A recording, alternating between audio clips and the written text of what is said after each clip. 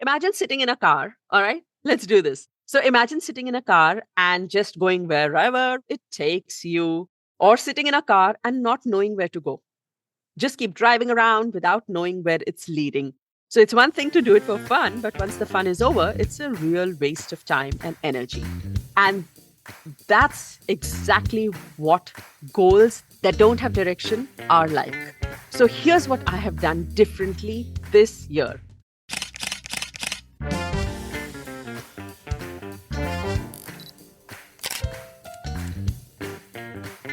This is your host, Dyutama, but you can call me DJ. And I love to inspire food photographers to dream. I spent 15 years as an architect studying buildings and constructing hospitals before taking the biggest leap of faith of my life, which was setting up a food styling and food photography business right from scratch. If you're a dreamer like me, wanting to start a new photography business or grow your existing food photography business, jump right into a world where I share practical, actionable strategies to improve your photography skills, to work with clients, make more money, all with a fearless mindset. This is the My Food Lens podcast, and we take you one step closer to your dreams. So let's go.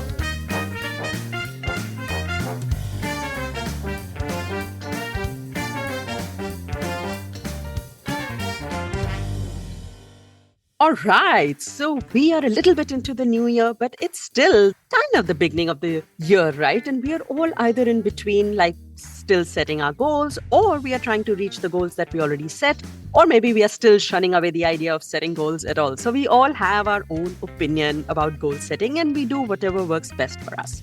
And we're going to talk a little bit to that tone in this episode today. But before we begin, I just want to say that I'm going to be really open in this episode. I'm going to really talk very openly about my business and what happened to me last year. I'm going to share details that I doubt many people are willing to talk about openly in food photography. But my aim on this podcast has always been to give you a very real picture of what the creative journey looks like. So if you were expecting to listen to something that's very sugar coated, that ain't happening on this episode today for sure. So I'm not going to be sugarcoating anything. I'm going to be sharing everything very openly, honestly. And that is for one and only one reason, that you don't lose time, you don't lose energy, and you don't bury yourself in self-doubt this year. All right. So my start to 2024, which is this year, it actually looks very different from my start to last year.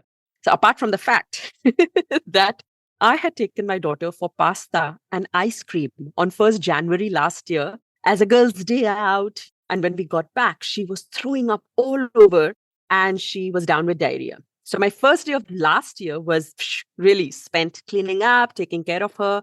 And that's pretty much what I thought, like, my whole year is now going to go this way. It was a bit of a bummer, but such is life, right? So you think the first day of the new year will bring you big promises and, big things will happen, but instead it becomes one of the worst and most, days that you don't want to look back at.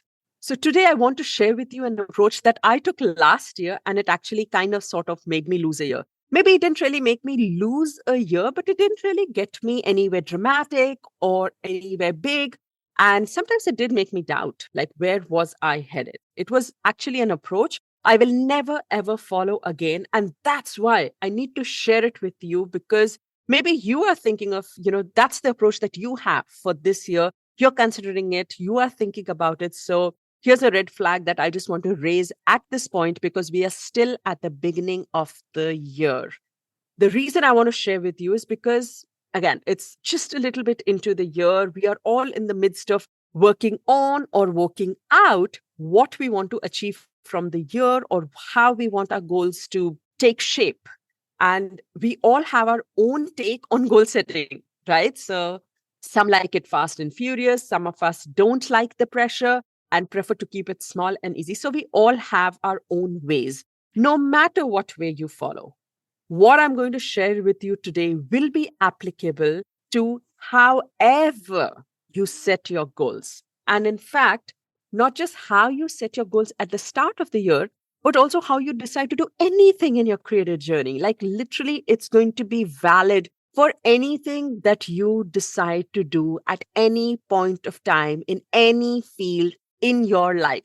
All right. So that's how valid this approach is. And I'm going to jump right into it. So, most of you already know where I was at the beginning of last year. I mean, apart from the fact that, I had a really, really terrible day at the start of the year taking care of my daughter and seeing her in that condition. That was a really bad start to my year. But you also know that I had paused the podcast and I was really healing myself from the burnout. I've talked about this so many times, right? So, when I started the year, I really didn't want any big pressurizing goals for my business. I didn't want to feel burdened. And I also did not want to set goals and not follow them through because the burnout was still there. I needed more time. I was still healing. But again, I'm not the sort of person who can sit back and just, let life take over. I like to have direction and purpose and a bit of control as well, right? And I know that a lot of you who are listening are kind of similar. You are kind of the same way. And somehow the new year also makes us want to do that. It makes us want to make goals and set new direction or maybe give direction to where we are headed, right? That's the feel of the new year. So going back to last year, I was still healing from the burnout and I didn't want to pressure myself with goals, but I also wanted to have direction. Talk about being in two minds or being neither here nor there. Anyway, here's what I did. I knew what my business commitments were. So I knew that I have client work, I have the podcast production, I have email subscribers that I nurture. I also create content for social media. So those were kind of like the big parts of my business. And probably those are the big parts of any creative business. And probably your business looks very similar to this as well, right? So I thought about all of these aspects of my food lens. I told myself, okay, here are my goals. For client work, I am going to continue my commercial work with long term trusted clients. For podcast, I am going to restart it in March. And for all other aspects, I will continue to do what I'm doing as I'm doing.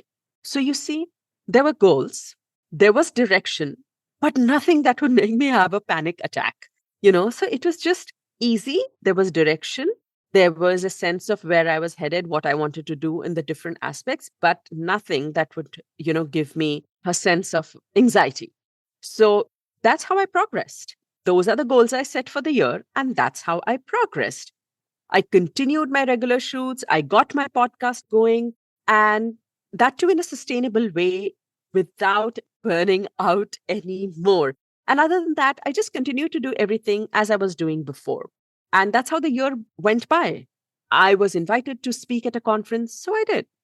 I was featured in magazines. I was very grateful. I was hired by magazines. I loved that. But most of this work that came to me was the work that came to me versus me going after it. Big difference. And as fancy as it sounds that brands reach out to you and you don't have to reach out to them, let me tell you that such situations can cause a lot of doubt and insecurity. It can actually give a sense of achievement, but also, it's not steady. It's not always incoming. And it's definitely not the most reliable way to work because you didn't create it, because we didn't create it.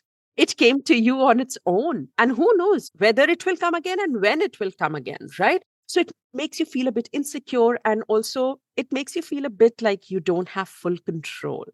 For me, it was definitely that. They were achievements. I mean, working with leading magazines of the world or presenting in conferences, those are fantastic achievements. But it made me question, what does that mean in my creative journey? Okay, I presented at a conference. So what does that mean to me in the long run? Which vision does it meet? Right? So I worked on one of world's leading magazines. But what's next? How does that translate to where I want to be or what I want from my creative journey or my creative business? So when I asked myself all of these questions, I had no answers. I had no answers because I had not set a vision. I did not have any goals. that I could measure against these achievements or even align myself to these milestones. And after many months of questioning myself, I realized what had happened. Why I was doubting myself in spite of everything going so well and having these fantastic milestones to celebrate. And I was doubting myself because of the way I had set my goals for myself at the beginning of the year.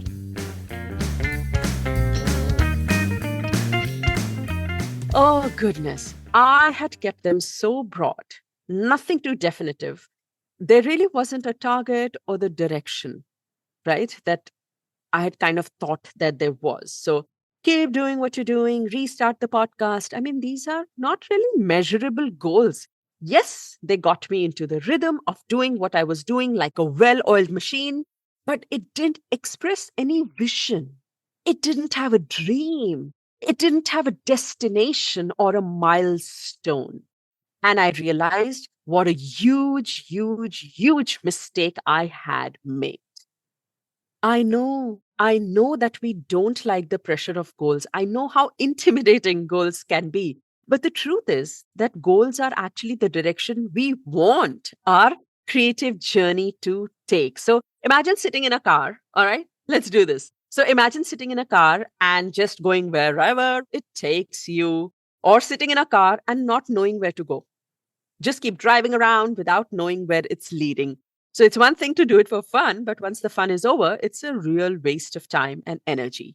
And that's exactly what goals that don't have direction are like. So here's what I have done differently this year. First off, I made my goals in the beginning of December itself. you know, and then I did not wait till the end of the month, till the end of December, or even for the beginning of January to make my goals, also because I was heading on a vacation and I wouldn't have time later, but also because I wanted to have enough time to really put in that thought into what I wanted to get out of 2024. Again, I didn't want the pressure. I didn't want panic. I also didn't want very over ambitious goals that I knew that, that would probably set me up for failure, actually. So I stayed very real. I stayed small. I stayed very specific. Now that is key. Okay. That's what we're going to talk about a little bit right now. What does that mean? What I did was that I once again broke down my business into small sections. And this time I wrote down my goals very, very specifically. For example, I wrote, I will work with 2 commercial clients and do 2 photo shoots a month. And I even went on to be as specific as I will create a course on pitching and writing pitches. I actually put down numbers and dates. And even though my goals weren't too many, there was such a sense of direction when I did that. I knew where I wanted to head this year and how to measure it. If there are any amazing opportunities that will come along this year, I know exactly how to decide whether to take them up or not by seeing if they align with my direction. So this year, I have done things so differently. My goals are not overpowering, they are not burdening, they will not cause a panic attack. And yet, they are so specific. There are numbers, dates, deadlines to them. There aren't too many, but whatever there is, it's measurable and with a sense of focus and direction. So here's my suggestion to you. If you are wanting to move forward, remember that you can only move forward if you know what direction is forward. If you know what direction will take you sideways or even backwards, then you know exactly what forward is. All right, which means you can only move in the right direction if you know what direction you want to go in. And to be able to do that, you have to decide where you want to go. You have to set that direction for yourself. That is the only and the only way to move forward without taking any wrong turns or going backwards. Ha! That is my suggestion to you. You have to decide where you want to go before you start your car, before you begin driving. And when you decide where you want to go, which means when you decide what you want, you set your goals for yourself and you make it as specific as possible. If your goal is to do more client work this year, write down how many clients you will reach out to every week, how many shoots you want to do every month, and what will be your target income every month. Now, again, you don't need many goals, you just need one goal. But that one goal should be so granular, so detailed, so specific that it never makes you doubt where you are headed or what you want. Whether a job is worth taking up or not, whether you are moving forward or not, whether you will make money or not, whether this creative journey can be profitable or not. The more clarity you have in your goal, the more targeted you will be, and the higher will be your chances of success. You can still keep it easy and light. No one is asking you to make it fast and furious. Take your sweet time. I'm just saying, make it specific. You can choose to achieve that goal in 1 month. You can also choose to achieve that goal in 6 months. It's totally up to you and the goal that you craft for yourself. But when you are working on it, the specifics that you put on it will guide you and help you to stay on track and bring you back on track in case you fall off the wagon. I feel that I could have done so much more last year, and I would have probably dealt with my achievements or my milestones so much differently last year had I been more specific. So I don't think I lost a year. I think that year went by quite steadily. It was stable. It gave me a sense of stillness. And I had a really good grip on my business. But maybe I could have done a bit more. I could have seen how well I've done, how much that stillness has impacted me, how much steadier have I gotten, from the year before if I had had a little bit more granular information or granular direction to those goals, not just keep doing what you're doing. So that's going to be my mantra for this year, to keep it light, keep it easy, but have direction, and to keep it measurable. Be specific, be specific, be specific. That would be my advice to you, no matter what you do, which industry you're in, what project you're working on, what task you have on hand. Be so specific that you always have direction and you can always go back and measure it so you know whether you're making progress and whether you are driving the right way or not. So I hope this was helpful. If you have already set your goals for the year, please revisit them and see if they're specific enough. And if you haven't set goals, how about you set a small goal? How about that? Yeah. Just make it really, really specific and ease your way into it, into that direction. All right. And if you have any questions about it, you know where to reach me. Just email me at hello@myfoodlens.com or send me a DM on Instagram at Dyutama_myfoodlens. I'll see you next week with another episode. Until then, bye-bye.